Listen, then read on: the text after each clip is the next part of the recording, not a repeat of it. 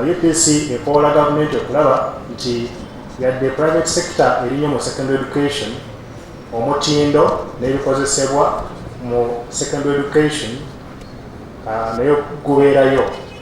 ate nga teyerabidde primary era nga teyerabidde buvunaanyizibwa bwa kuyamba basomesa okufuna bye beetaaga obutabeera mu kwekalakasa obudde bwonna nga bwe kiri olwaleero nti abamu basazeewo okukuza lunaku mu ngeri y'okwekalakasa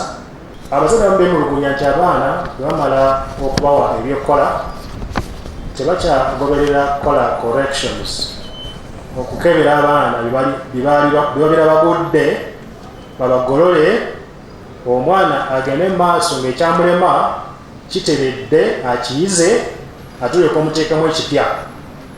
kati abazadde bagamba nti abaana bo bongera bwongeza ebintu bipya ne babapokera amasomo amapya nga tebatunudde ku ebyo ebiba bikyabalemye. This is Kingdom TV.